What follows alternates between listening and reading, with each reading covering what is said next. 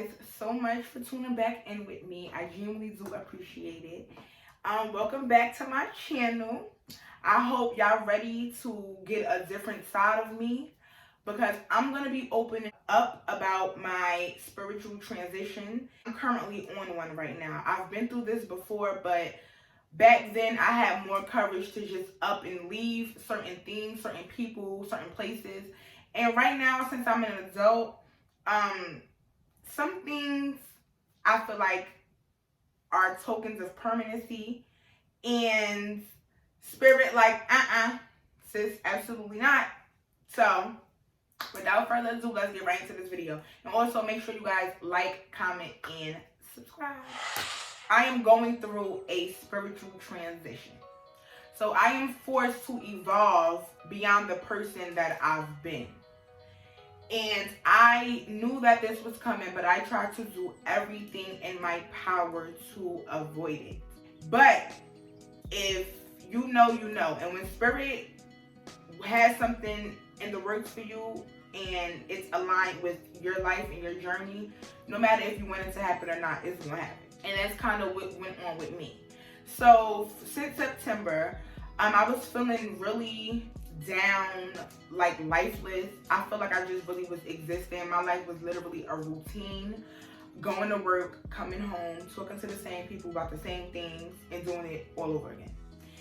And part of me became content in that. Like, I didn't expect to feel better for a very long time because I knew I was not ready and willing to put in the work that I needed to put in, because I just wasn't ready to outgrow and not deal with the things that I was dealing with, the people that I was dealing with. It's like I love to do certain stuff with certain people, and it's like I wasn't ready to stop doing that. And also I was not ready to be uncomfortable, because being uncomfortable does not feel good. And right now I am very uncomfortable, but I appreciate this discomfort because it's literally helping me grow into womanhood. Yes, I'm already a woman, but this transition right now that's happening in this season is really solidifying womanhood for me. And I'm just learning so many things as I go. And of course, life is all about learning. Life is all about just knowing from your past mistakes and doing better next time. And I feel like now that I'm honoring myself, it's no room for me to go back to things that I know are mistakes. It's no room for me to just keep returning back to the same cycles, the same toxic things, same toxic cycles, knowing that it's going to have the same result. This wasn't something that just came about one day. I didn't wake up one day and say, oh my God, I'm going through a spiritual transition. That's not what happened. This was literally brewing for months. But I just avoided it. And I'm grateful for the process. Yes, I am. However, it hurts a lot. Like, spiritual transitioning is not, just rainbows and unicorns all the time.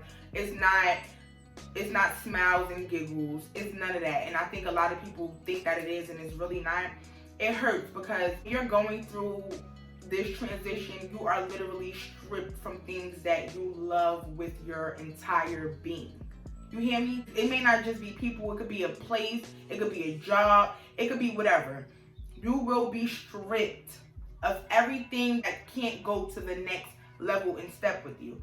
And right now, that is what I'm going through. And it's like, it's so hard for me to get rid of things or people, myself. So I got to be forced to do it. And what better way than for spirits to step in and say, I'm leading and you're just following. I've been one to feel victimized because of what I've been through as a kid. So I felt like if everybody was doing that to me, that I was a victim. And it's like, oh, you can't do that to me. I have this childhood trauma. If you hit these triggers, you're a bad person, and it's you doing it to me. It's not me doing it to you. It's your fault. It's your fault. It's your fault. I've been just such in this victimized mindset. When you're content and when you look at yourself as a victim, you cannot grow because you think it's everybody but you. And I'm not there no more. I literally set myself down, and even in situations where I've been done wrong or something has been done to me, I still see where I played a part in it at. And that's the biggest thing in this transition for me, is just knowing that I play a role in everything that happens in my life. Everything. I play a role in it. And it takes a lot of honesty with yourself to come to this realization. Honey, I had to really gather myself and get myself together. Because yeah, some stuff may not be good for me. Yeah, some people may not be good for me, but I definitely play a part too. And we don't like to admit that we're wrong. Like, we just really don't. So that's how I know that this transition is in full effect. Now that I'm going through this, I require a different type of love, and I require just a different type of boundary. I require all different types of things now because I am not the person that I was, and the requirement and the bar was just so low before. And now it's getting higher, it's raising. And sometimes we may feel guilty, like, damn, am I asking for too much? Am I requiring too much from this job, from my friends, from my partner? And it's like, no, just remind yourself of your worth in this phase of requiring more. Because you've outgrown the person that you were, you're different, so you require more. It feels good, of course, to know that, damn, I'm really evolving. I'm doing things that's essential to my growth every day. But then that shit really do hurt because, yeah, some stuff that ain't good for us, we love. Like, we really freaking love. So to be stripped from these things, and it's like, yo, my spirit is literally rejecting it. No matter how bad you try, your spirit is rejecting it. It hurts too. Like, it's not like, damn, okay, well, you're not good for me, or this not good for me, so I'm getting rid of it. Nah, like, it ain't that. It's really, really not that easy. It's really not. But in cases like that, you really have to honor yourself, and you really got to know, all right, well, this is not adding to me. This is not adding to my growth, so I got to get rid of it. Once it stops adding to you, it got to go. There's a part of me that enjoys toxicity. I get pleasure out of it. There's a part of me that enjoys chaos. I get pleasure out of it sometimes. There's a part of me that enjoys returning back to things thinking that I'm going to get a different outcome, which is insanity. And I feel like right now I'm not there. I don't want to be around anything toxic. I don't want to be around any chaos. I don't want to be around nothing that's not essential to my growth. And it took a while for me to get here because I was one that was like laughing at toxic shit, like, oh my god, I'm so toxic, thinking it's so cute, thinking it's so funny, and basically kind of like promoting it. And I see that a lot on social media, like when they doing the TikToks and then they say toxic and healthy and everybody is running to the toxic side or running to the healthy side but then ducking down to the toxic side. It's nothing cute about being toxic or being in something that's toxic. And if you surround yourself with toxicity, guess what it makes you? Toxic. So I'm just not there anymore. Not saying that I never will return there because I can't tell the future. But I know right now in this season, in this transition, in this phase of my life, I am not there.